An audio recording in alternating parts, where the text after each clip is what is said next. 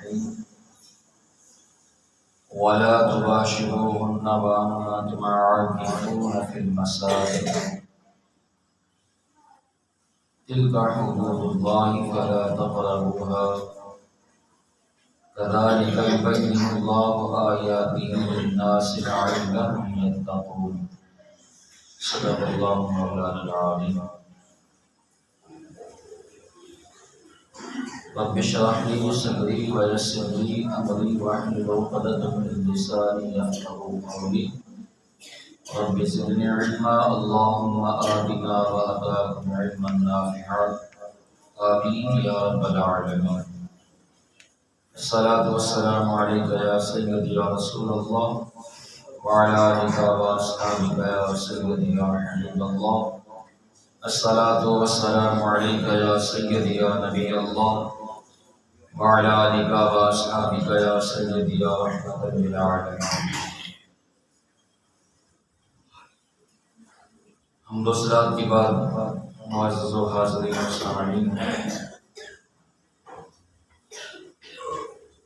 سورہ بقرہ کے اندر رب العالمین نے ارشاد فرمایا وَلَا تُبَاشِرُوهُنَّ وَأَنتُمْ عَاكِفُونَ فِي الْمَسَاجِدِ، اور جب تم مسجدوں میں معتکف ہو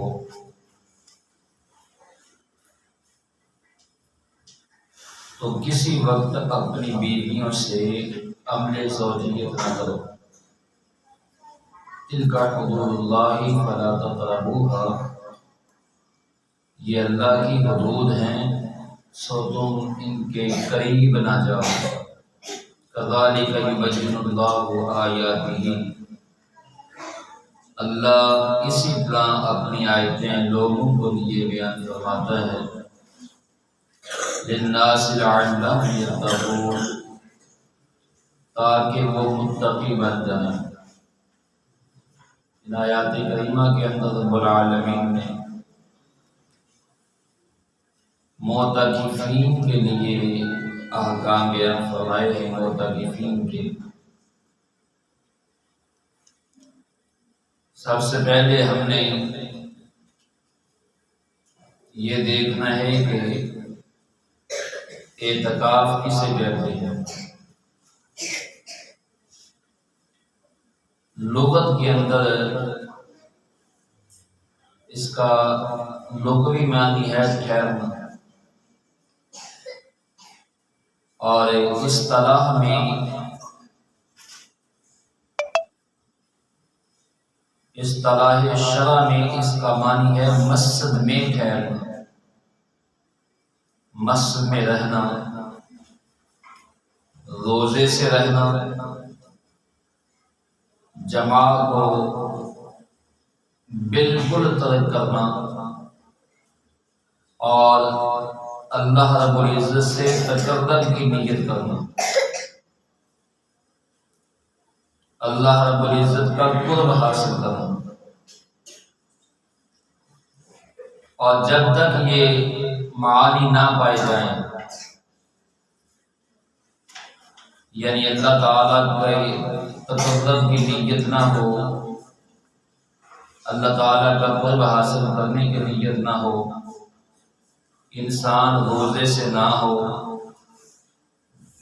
اللہ رسول صلی اللہ علیہ وسلم کی رضا کے لیے وہ مسجد میں نہ ٹھہرا ہو، جب تک یہ معانی نہ پا جائیں شرعاً اعتکاف متحقق نہیں ہوگا.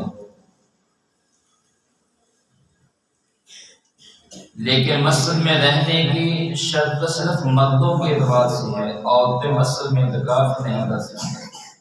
یہ جو شرائط ہیں مسجد کی یہ مردوں کے لیے ہے، عورتوں کے لیے یہ شرط نہیں ہے. ہر مسجد میں اعتکاف ہو سکتا ہے، البتہ بعض فقہا نے جامع مسجد کی شرط لگائی ہے.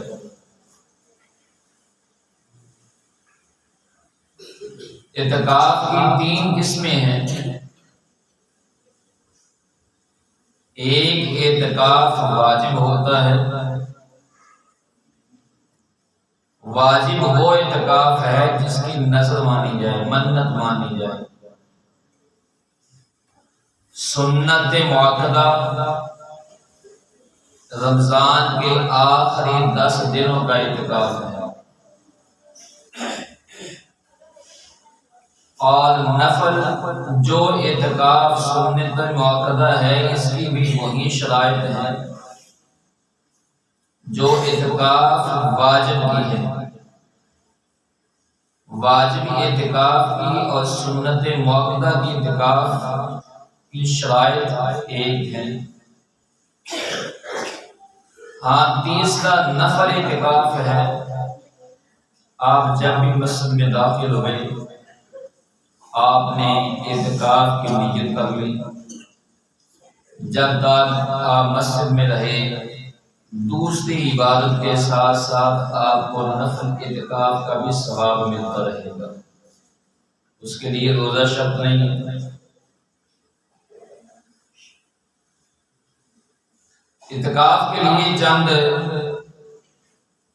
ضروری شرائط ہیں، ضروری باتیں ہیں، جن میں سب سے پہلے یہ ہے کہ اعتکاف کی نیت کرنا، یہ شرط ہے اعتکاف کے لیے۔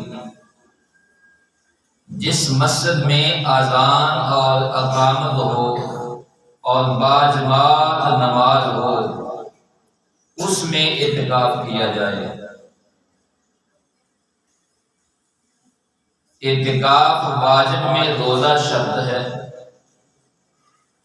اعتکاف نفل میں روزہ شرط نہیں ہے، اور نہ اس میں وقت کی تحدید ہے نفل کے اندر۔ اعتکاف کے لیے اسلام یعنی مسلمان ہونا واجب ہے، یہ شرط ہے۔ یہ عقل مند ہونا یہ شرط ہے۔ جنابت یہ شرط ہے۔ حیض اور نفاس سے پاک ہونا ضروری ہے۔ بالغ ہونا اعتکاف کے لیے شرط نہیں ہے، اور نہ آزاد ہونا اور مرد ہونا شرط ہے۔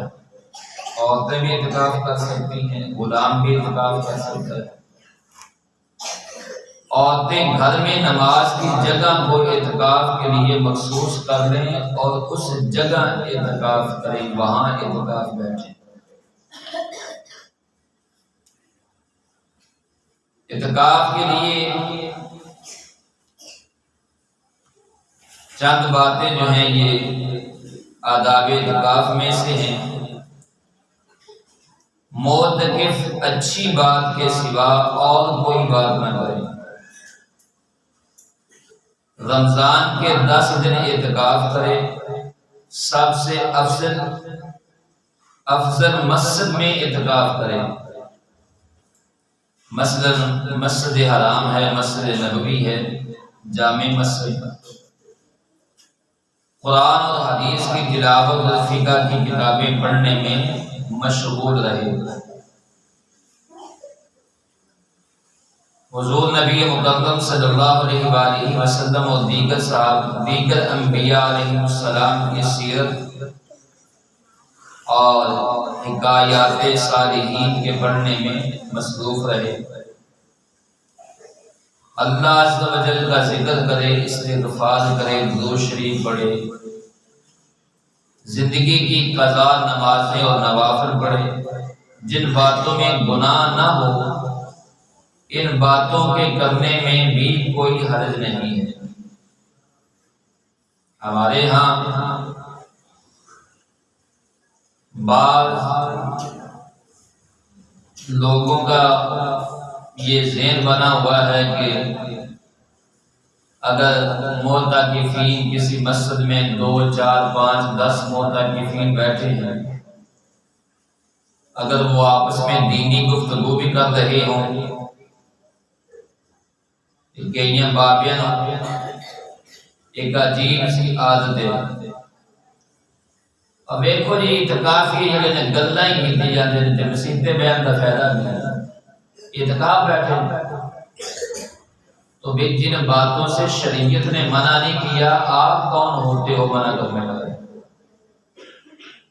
شریعت اسلامی باتوں سے منع نہیں کرتی، شریعت دینی باتوں سے منع نہیں کرتی۔ مسجد ہے ہی دینی باتیں کرنے کے لیے، مسجد ہے ہی اسلامی باتیں کرنے کے لیے۔ شریعت دنیاوی باتوں سے منع کرتی ہے کہ یہ دنیاوی باتیں معتکفین کے علاوہ بھی کسی کو اجازت نہیں کہ وہ مسجد میں آ کر دنیاوی باتیں کرے۔ اگر معتکفین بیٹھ کر آپس میں دینی معلومات حاصل کر رہے ہیں، ایک دوسرے سے دین سیکھ رہے ہیں، اور اس مثال کے طور پر 5-10 معتکفین بیٹھے ہیں، ان میں ایک آدمی اگر وہ ان کو سیرت رسول صلی اللہ علیہ وآلہ وسلم سنا رہا ہے یا صالحین کی باتیں سنا رہا ہے، اولیاء اللہ کی باتیں سنا رہا ہے، یا انبیاء کی سیرت پر ان کو درس دے رہا ہے اور باقی سن رہے ہیں، یا آپس میں ایک دوسرے کے ساتھ جو ہے وہ مذاق خراب کر رہے ہیں اسلامی باتوں میں، تو شریعت ان باتوں کا حکم دیتی ہے۔ جب شریعت نے ان باتوں کی اجازت دی ہے، شریعت ان باتوں سے منع نہیں کرتی، تو ہم کون ہوتے ہیں منع کرنے والے؟ اور پھر اس سے بڑھ کر ایک بات اور ہے، وہ جی اسی اپنے بڑیاں نو ویکھیا ہے جی جڑا اعتکاف بہ جاندا سی 10 دن منہ نہیں سی بکھاوندا، یہ دن اوویں لگے پھرتے ہیں۔ بھائی وہ اعتکاف بیٹھا ہے، انہوں تسی وہ کوئی عورت نہیں ہے کہ جنہوں بیاہ کے لیا کے مسیطے بٹھا دیتا ہے بھی جب تک منہ بخاری نہ دیو گے منہ نہ بخاری۔ وہ عورت نہیں ہے جس پر پردہ جاری ہو گیا ہے، وہ اعتکاف بیٹھا ہے مسجد میں اللہ کی عبادت کے لیے، تو اللہ کی عبادت میں پردہ کہاں سے آ گیا؟ یہ آپ لوگوں نے کہاں سے نکال لیا کہ جی وہ منہ بھی چھپائے، وہ جناب 10 دن لوگوں کو منہ نہ دکھائے، تو کیا اللہ سے اس نے بغض کرنا ہے یا اللہ کی عبادت کے لیے لوگوں سے منہ چھپائے؟ کیا اعتکاف کرنا کوئی شرم کی بات ہے کہ وہ اب منہ چھپاتا رہے؟ کیا اعتکاف کرنا کوئی عیب ہے، اس نے کوئی گناہ کر لیا ہے جس کے لیے وہ اب منہ چھپائے؟ منہ کس لیے چھپائے؟ میں نے تو اپنی زندگی کے اندر نہ کسی حدیث سے پڑھا ہے کہ معتکفین منہ چھپائے، نہ کسی سیرت کے اندر پڑھا کہ معتکفین کے لیے منہ چھپانا ضروری ہے، نہ میں نے کہیں کسی عالم دین سے سنا کہ معتکفین منہ چھپائیں، نہ علماء کی کسی کتاب میں پڑھا، کسی فقہ میں پڑھا کہ معتکفین کے لیے منہ چھپانا بھی ضروری ہے۔ اب آپ اگر کہیں کہ ساڈے بڑے آنے سن تے پتہ نہیں تواڈے بڑے کتوں پڑھ گیا ویسا، وہ کیڑے مدارس نے پڑھے سن؟ جو اسلامی مدارس ہیں پاکستان کے اندر یا پاکستان سے باہر دنیا کے اندر جو اسلامی مدارس ہیں ان کے اندر تو یہ تعلیم نہیں دی جاتی، نہ اسلام یہ تعلیم دیتا ہے۔ ہاں اگر کوئی اپنی مرضی سے تنہا ہو کر بیٹھا ہے اور اس نے اپنے اوپر ایک اپنی مرضی سے ویسے چادر لپیٹ لی ہے تو جس کو شریعت میں ایک مراقبہ کہتے ہیں، تو جس کو پنجابی میں کہتے ہیں کہ فلانا بھی جھونک مار کے بیٹھے گا، اگر وہ اس نے ویسے اپنی مرضی سے چادر ڈال لی ہے اپنے اوپر اور وہ تنہا ہو کر اللہ رب العزت کی عبادت کر رہا ہے، تو یہ ایک الگ بات ہو گئی ہے، اس نے اپنی مرضی سے کر لی ہے، تو نہ شریعت اس کو اس پر پابند کرتی ہے اور نہ یہ شریعت کا حکم ہے۔ یا باہر جانے کے لیے کہ جو باہر جائے تو منہ چھپا کے جائے، وضو کرنے کے لیے جائے تو منہ چھپا کے جائے، منہ تو وہ چھپائے جس نے کوئی گناہ کیا ہو، تو وہ تو اللہ رسول صلی اللہ علیہ وسلم کی رضا کے لیے بیٹھا ہے، اللہ رسول کا قرب حاصل کرنے کے لیے بیٹھا ہے، اس میں منہ چھپانے کی بات کہاں سے آ گئی ہے؟ اللہ تعالیٰ ہمیں دین کی سمجھ عطا فرمائے۔ تو میں یہ عرض کر رہا تھا کہ اعتکاف کرنے کے لیے بالغ ہونا بھی شرط نہیں ہے، سمجھدار عقل مند اگر بچہ ہو، بالغ نہ بھی ہو تو وہ اعتکاف کر سکتا ہے۔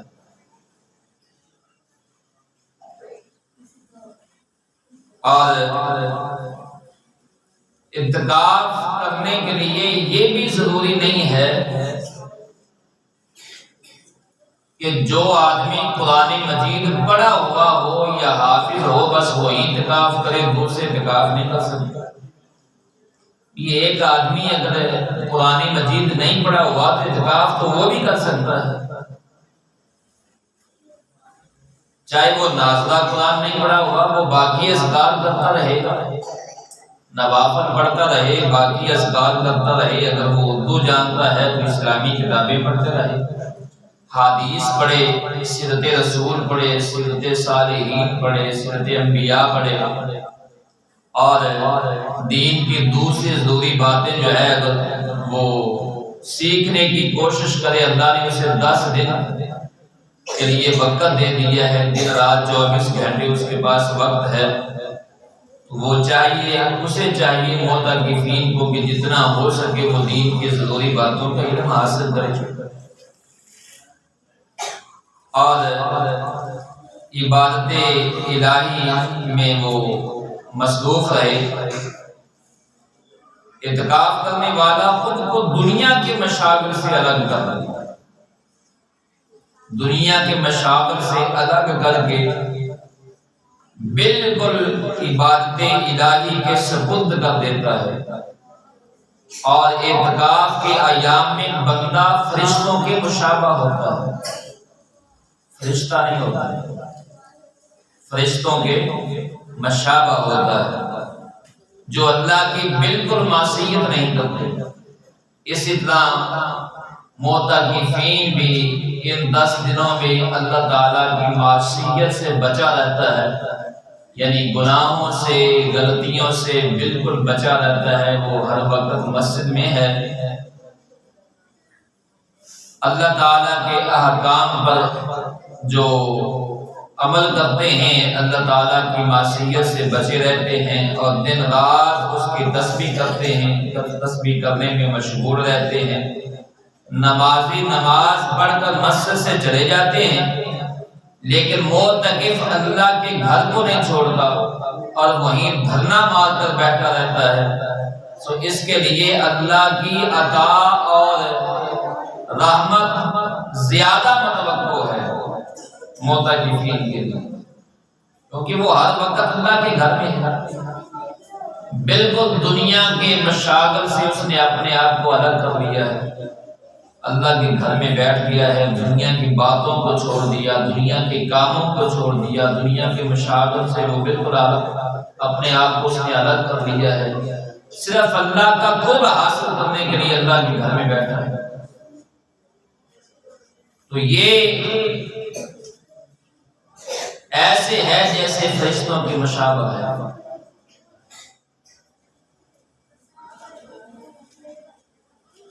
آگے بلا عذر شرعی مسجد سے نکلنے سے اعتکاف ٹوٹ جاتا ہے۔ اگر عذر شرعی کے بغیر معتکفین مسجد سے نکلیں گے تو اعتکاف ٹوٹ جائے گا۔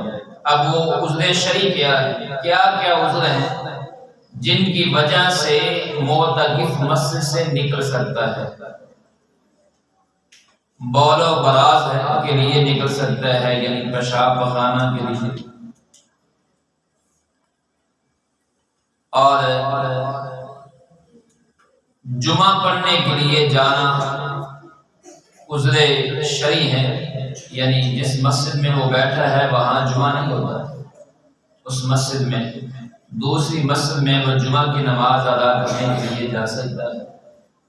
شرط یہ ہے کہ وہ درمیان میں کوئی ضروری بات نہ کرے، دنیاوی بات نہ کرے آتے جاتے ہوئے راستے میں، اور بالکل عین اسی وقت جائے کہ جب کہ جماعت کا وقت ہو جمعہ کی نماز کا، اور فرض وہاں پڑھ کر واپس لوٹ آئے اور بقیہ نماز اپنے اعتکاف میں جس مسجد میں وہ معتکف ہے وہاں آ کر پڑھے۔ اگر اسی مسجد میں بقیہ نماز پڑھ کر بھی آ جائے گا تو کوئی حرج نہیں ہے۔ وضو کے لیے جانا بھی شرعی عذر ہے۔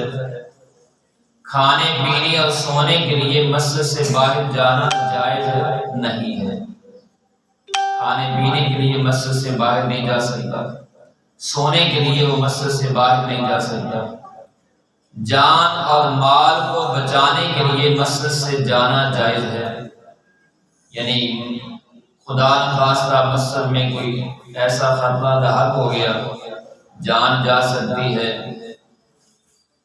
مال جا سکتا ہے، تو ان چیزوں کو بچانے کے لیے مسجد سے جانا یہ جائز ہے، یہ شرعی عذر ہے۔ مریض کی عیادت کے لیے مسجد سے معتکف باہر نہیں جا سکتا، یہ نہیں ہے کہ وہ گوانڈی بیمار ہو گیا تو پوچھا چلے، یہ شرعی کوئی عذر نہیں ہے۔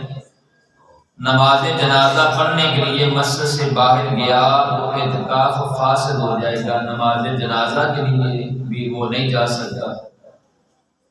مسجد سے سر باہر نکالنا تاکہ اس کے گھر والے سر دھو دیں یہ جائز ہے۔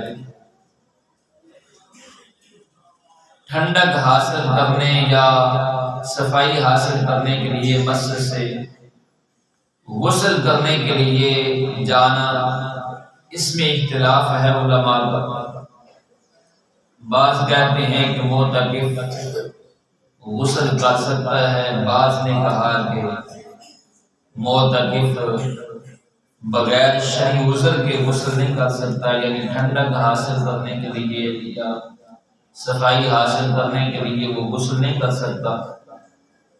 لیکن اگر بالفرض گرمیاں ہیں، ایسی مسجد میں اعتکاف کر رہا ہے جہاں کوئی اے سی وغیرہ کا انتظام نہیں ہے، مسجد ایئر کنڈیشن نہیں ہے، تو گرمیاں ہیں، تو لا محالہ وہاں اعتکاف معتکف کو پسینہ بھی آئے گا، جہاں مسجد کے اندر اے سی نہیں لگی ہوگی، تو جب پسینہ آئے گا تو پسینہ سے اگر وہ ایک دن یا 2 دن کپڑوں کو چینج نہیں کرتا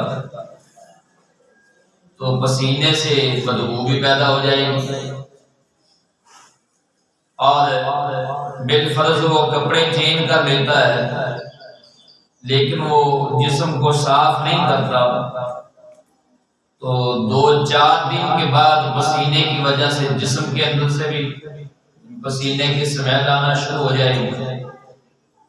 تو اب حضور صلی اللہ علیہ وسلم نے ایسے حالات میں یہ فرمایا ہے، ایک مثال پیش کر رہا ہوں کہ نبی پاک صلی اللہ علیہ وسلم نے فرمایا کہ نمازی جب نماز میں کھڑا ہوتا ہے تو جب وہ نماز پڑھ رہا ہوتا ہے تو اللہ تعالیٰ کی بارگاہ میں وہ اتنا مقبول ہوتا ہے، پسندیدہ ہوتا ہے اس کا یہ عمل کہ فرشتے اس کے لبوں پر آ کر بوسہ دیتے ہیں۔ تو حضور صلی اللہ علیہ وسلم نے اس لیے بار بار مسواک کی ترغیب دلائی کہ نمازی کوشش کرے ہر نماز کے وقت مسواک کرے، اور ہر نماز کے وقت مسواک نہیں کر سکتا تو کم از کم مسواک کی ایسی عادت ضرور بنائے کہ اس کے منہ سے سمیل نہ آئے، بدبو نہ آئے۔ جب فرشتے اس کے لبوں پر بوسہ دیتے ہیں، اگر کسی کے منہ سے سمیل آتی ہو تو فرشتے اس سے دور چلے جاتے ہیں۔ تو اب کسی کے منہ سے سمیل آئے تو فرشتے اس کے قریب نہیں آتے، تو جس کے پسینے سے اس سے سمیل آ رہی ہو پسینے کی، اس کو تو فرشتے آ کر جو ہے وہ جھٹکیاں ڈالیں گے۔ بھئی فرشتے اس کے قریب کیسے آ جائیں گے؟ تو نمازی کے لیے صفائی ضروری ہے۔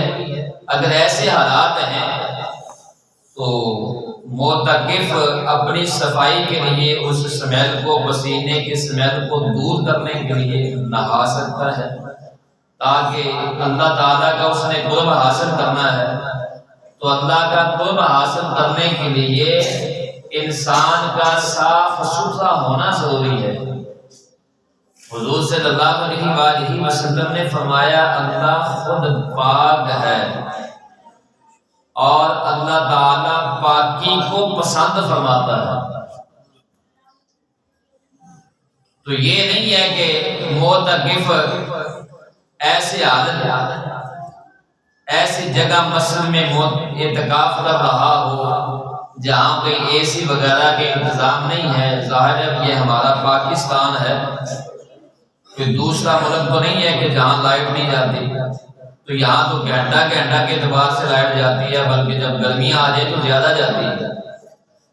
تو اب معتکف ایسی مسجد میں ہے جہاں اے سی وغیرہ کے انتظام نہیں ہے، لائٹ چلی جاتی ہے، تو وہ تو بیچارہ مسجد میں ہے، اب مسجد سے وہ باہر تو جا نہیں سکتا۔ اب ظاہر ہے کہ وہاں پسینہ آئے گا اور پسینے کی سمیل بھی ضرور آتی ہے۔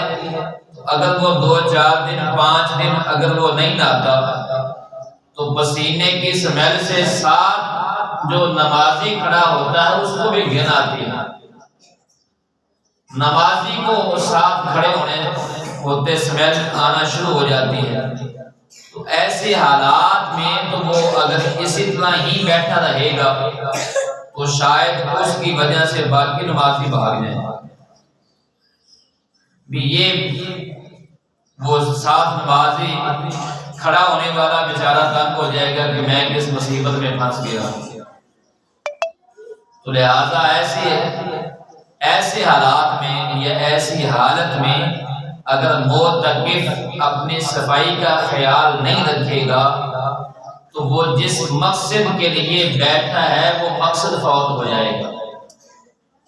اللہ کے قرب کے لیے بیٹھا ہے، اللہ رسول صلی اللہ علیہ وسلم کی رضا کے لیے بیٹھا ہے، تو وہ مقصد فوت ہو جائے گا۔ بہرحال میں یہ عرض کر رہا تھا کہ اس میں اختلاف ہے، بعض علماء نے غسل کرنے کی اجازت دی ہے، بعض علماء نے اجازت نہیں دی۔ البتہ غسل جنابت کے لیے جانا جائز ہے، یہ اس کے لیے شرعی عذر ہے۔ یعنی معتکف کو اگر مسجد میں نہانے کی ضرورت پڑ گئی ہے، احتلام ہو گیا ہے نیند کی حالت میں، تو اب یہ غسل جنابت ہے، وہ پاکی حاصل کرنے کے لیے مسجد سے، اگر مسجد کے اندر غسل کرنے کا انتظام نہیں ہے تو مسجد سے باہر جو ہے وہ غسل کرنے کے لیے وہ جا سکتا ہے، اس کے لیے یہ شرعی عذر موجود ہے۔ جمع کرنا، بوسہ دینا، لمس یا معانقہ کرنا، یہ تمام امور ناجائز ہیں معتکف کے لیے۔ معتکف یہ نہیں کر سکتا، اور اعتکاف کے لیے یہ مفسد ہیں، یعنی اعتکاف کو توڑ دیں گے۔ بے ہوش ہونے یا جنون سے بھی اعتکاف فاسد ہو جاتا ہے، اعتکاف ہو جاتا ہے۔ اگر کسی بیماری کی وجہ سے معتکف پر جنون ہو گیا، غشیداری ہو گئی، بے ہوش ہو گیا، تو ان حالات میں بھی اعتکاف ٹوٹ جاتا ہے۔ اسی طرح اگر عذر شرعی کے بغیر معتکف مسجد سے نکلے گا تو تب بھی اعتکاف ٹوٹ جائے گا۔ تو یہ چیزیں جہاں مردوں کے لیے یہ شرائط ہیں، عورتوں کے لیے جو گھروں میں معتکف ہیں ان کے لیے بھی یہی شرائط ہے۔ انہوں نے جو جگہ مختص کر دی ہے اپنے اعتکاف کے لیے، اس جگہ سے وہ بغیر شرعی عذر کے اس جگہ سے نکل نہیں سکتی۔ اب اسی بات پر اگر غور کریں کہ عورت اپنے گھر میں بیٹھی ہے، ایک کمرے کے کونے میں یا گھر کے کسی ایک کونے میں، ظاہر ہے کہ وہ کسی چھت کے نیچے بیٹھے گی، کسی برآمدے یا کمرے کے اندر وہ بیٹھے گی۔ سین کے اندر تو بیٹھ نہیں سکتی، بارش بھی ہو سکتی ہے، آندھی بھی آ سکتی ہے، تو عورت ایسی جگہ کا انتخاب کرے گی کہ اگر بارش وغیرہ موسم خراب بھی ہو جائے تو اس کو وہاں سے اٹھنا نہ پڑے۔ اب ایسی جگہ اگر عورت بیٹھی ہے اعتکاف کرنے کے لیے اور 2-4 گھنٹے اگر وہ لائٹ چلی جائے، مثلا گرمیوں کے دن ہو، رات کا وقت ہو، تو وہ ایک خیمہ لگا کر بیٹھی ہوئی ہے جہاں ہوا بھی نہیں جا سکتی، تو گرمیوں کی راتیں ہوں اور عورت وہاں اعتکاف کر رہی ہو، لائٹ نہ ہو، تو مجھے بتائیں، کوئی بھی عقل مند اپنی عقل سے بتا دے کہ وہاں عورت کب تک وہ وہاں بیٹھ سکتی ہے؟ اس کے لیے وہاں بیٹھنا دشوار ہو جائے گا اگر وہ باہر نہیں نکلتی۔ تو اس لیے علماء نے اس بات کی اجازت دی ہے کہ جب گھر والے سو جائیں تو عورت اپنے اعتکاف سے نکل کر باہر سین میں آ کر بیٹھ سکتی ہے۔ گھر والے سو جائیں، عورت کچھ دیر آرام یعنی نیند کرنے کے لیے اپنے اعتکاف سے نکل کر وہ صحن میں آ کر بھی لیٹ سکتی ہے جہاں اس کو ہوا میسر ہو سکے، تاکہ وہ زیادہ اللہ رب العزت کا ذکر کر سکے۔ تو ہم اپنے دماغ سے، اپنے قیاس سے جو ہے وہ شریعت کو تنگ نہ کر دیں۔ جہاں شریعت نے رخصتیں دی ہیں، ہم آپ خود بخود اپنے ہی مفتی نہ بن جائیں، بلکہ شریعت کو حضور صلی اللہ علیہ وسلم کے طریقے کو مد نظر رکھتے ہوئے شریعت کو سیکھیں، شریعت کو علماء سے سیکھیں۔ ڈیروں اور راستوں میں بیٹھ کر مفتی نہیں بنا جاتا، مفتی بننے کے لیے دین کو سیکھنا پڑتا ہے، اور دین سیکھنے کے لیے علماء کے آگے بیٹھنا پڑتا ہے، اور علماء کے آگے بیٹھنے کے لیے مدارس کے اندر جانا پڑتا ہے، گھر چھوڑنا پڑتا ہے، دین پھر سمجھ آتا ہے۔ یہ ڈیروں اور راستوں پر بیٹھ کر جو ہے وہ جو مفتی بنے ہوئے ہیں، اللہ ایسے مفتیوں سے امت کو بچائے اور ایسے مفتیوں کو اللہ تعالی ہدایت نصیب فرمائے۔ آمین وما علیہ الا البلاغ۔